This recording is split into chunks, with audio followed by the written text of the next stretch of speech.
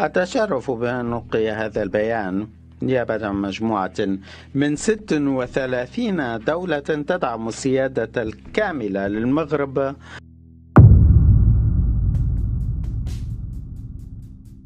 قرر السيد رئيس الجمهورية عبد المجيد تبون ضخ مبلغ 1 مليار دولار أمريكي لصالح الوكالة الجزائرية للتعاون الدولي.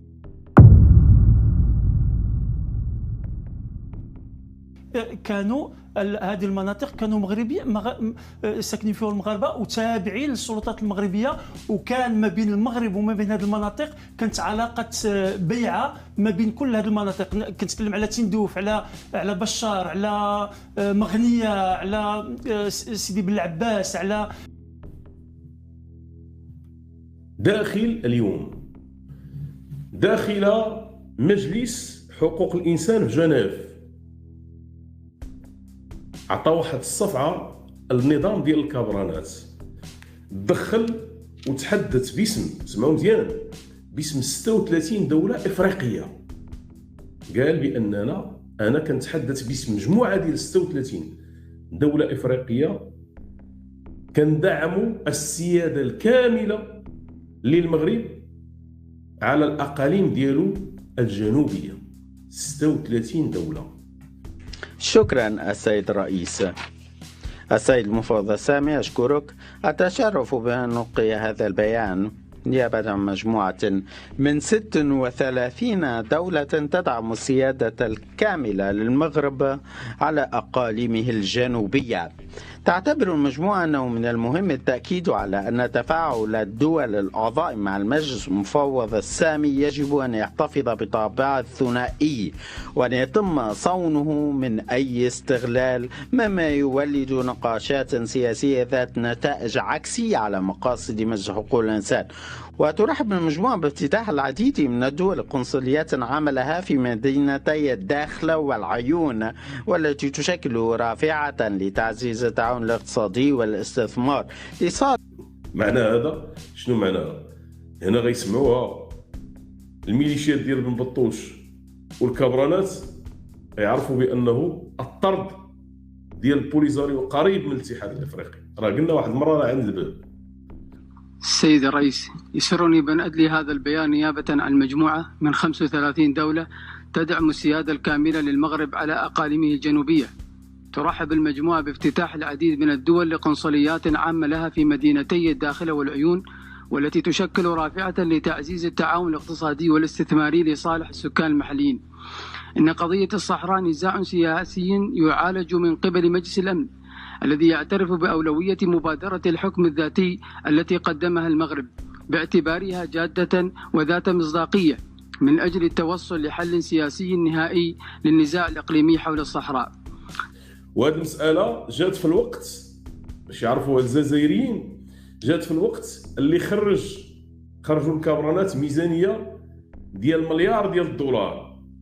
الأفارقة كيعرفوا الكابرانات الآن، بمعنى مشى هذاك العهد اللي كانوا كيمشيو الكابرانات وكيعطيو الفلوس. قرر السيد رئيس الجمهورية عبد المجيد تبون ضخ مبلغ 1 مليار دولار أمريكي لصالح الوكالة الجزائرية للتعاون الدولي من أجل التضامن والتنمية لتمويل مشاريع تنموية في الدول الأفريقية، لا سيما منها تلك التي تكتسي طابعا اندماجيا أو تلك التي من شأنها المساهمة في دفع عجلة التنمية في قارتنا العزيزة. وستباشر الوكالة إجراءات تنفيذ هذه المبادرة الاستراتيجية الهادفة بالتنسيق مع الدول الإفريقية الشقيقة الراغبة في الاستفادة منها. بمعنى الآن الأفارقة راه منظور خر وتصور آخر، وهذا كيبين كيفاش كيشوفوهما الجزائر. الكابرانات ملي خرج الموضوع، هذا الخبر الثاني، خرج الموضوع ديال الصحراء الشرقيه ديالنا، بان الجزائريين اي حاجه صغيره كتسبيكيهم وكتخلق لهم مشكله، لانه دائما عندهم واحد الحساسيه كبيره مع المغرب. لكن اللي قالته به يجسموا قالت كلام منطقي وحقيقي، لان المغرب مع التاريخ، نرجعوا للتاريخ وكنقول للجزائريين نرجعوا للتاريخ، قراو التاريخ من عهد الادارسه المرابطين الموحدين المرينيين السعديين الوطاسيين، كانوا هذه المناطق كانوا ساكنين فيها المغاربه وتابعين للسلطات المغربيه، وكان ما بين المغرب وما بين هذه المناطق كانت علاقه بيعه ما بين كل هذه المناطق. كنتكلم على تندوف، على بشار، على مغنيه، على سيدي بن العباس، على تلمسان. لو انك تدخل لها وتمشي لفاس ونغمض لك عينيك ونقول لك فين انا، تقول لي انا فاس، يعني حتى على مستوى الاركتيكتور والعماره تتشابه. وبالتالي اللي بغا نوضح بالمناسبه هنا اللي هي كتبان من خلال الاتفاقيات اللي دارت مع فرنسا، اللي داروا الكابران اللي دارت مع فرنسا، واللي كتقول فيها احد الاتفاقيات بانهم سلموا الجزائر البلاد الى الكابرانات ديالهم. فرنسا سلمتها الكابرانات ديالهم، ما سلمتهاش الحكومه اللي كانت كتفاوض، هي حكومه مؤقته.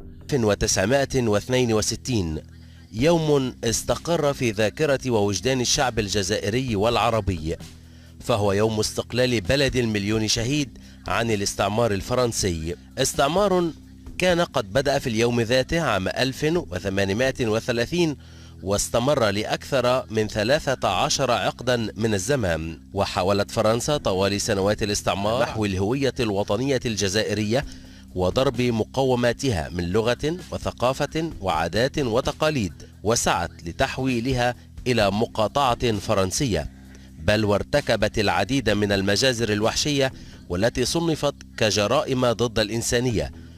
واللي في هذيك الصيغة، واش بغيتوا جزائر مستقلة متعاونة مع فرنسا، هذيك الصيغة، واللي فيها كما قال احد المقيمين الفرنسيين اللي كسب السلطات الفرنسيه وقال لهم اودي هاد الناس اللي في الصحراء الشرقيه تندوف بشار وغيرها راهم كيقول لك حنا ما معنيينش، ما عندنا علاقه بالاستفتاء اللي باغا دير فرنسا انذاك.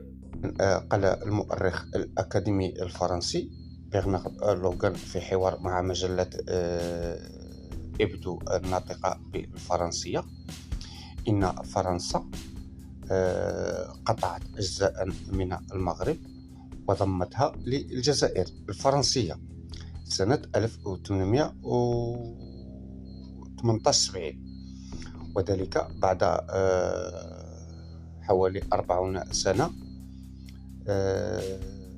بعد الاستعمار الفرنسي. 62 علاش؟ لأن الجنسية ديالهم مغربية، الجنسيه ديالهم مغربيه وباغيين يحافظوا على الجنسيه ديالهم.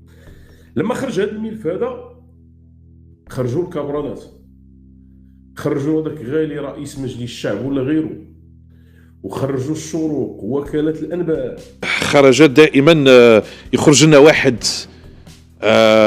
بشطحات وخزعبلات من الجانب المغربي. هذه المره اخر الشطاحين والذين خرجوا إلى الواجهة بهيجة سيمو، مديرة الأرشيف أو من تسمى مديرة الوثائق، هذه على الصورة مديرة الوثائق والأرشيف المغربي، خرجت بتصريحات أن الأرشيف الذي يضم الوثائق الملكية يضم وثائق تؤكد ملكية المغرب للصحراء الشرقية، يعني ماشي برك الصحراء الغربية وإنما للصحراء الشرقية بما فيها بشار وتندوف والقنادسة، وهو تصريح من مسؤولة رسمية. يعني لو شنو كيقول لك؟ سمعوا مزيان، وهادشي كله حنا تناولناه في واحد المرحلة.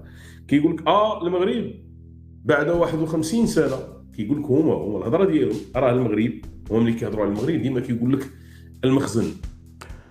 أكدت وكالة الأنباء الجزائرية أن الخرجة الجديدة لدواليب المخزن التي أوعزت إلى إحدى الدكاكين الإعلامية المقربة من القصر الملكي. ما كيعرفوش شنو هي الدلاله ديال المخزن، مازال كنقولوها ما عارفينش، لان ما قارينش هما الكبرانات ما قارين، ما عندهم الناس اللي قارين، وبالتالي تمثل القصر الملكي وتمثل المخزن لانها مسؤوله الارشيف الملكي.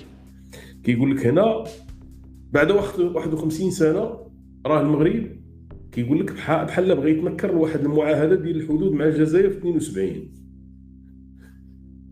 كيقول لك هما الهضره ديالهم هي راه ما كايناش شي، راه ما كاينش، وكيقول لك راه المغرب عنده التزامات دوليه. بعد إحياء نقاش عقيم تم الفصل فيه بموجب اتفاقيات مسجلة على مستوى منظمة الأمم المتحدة.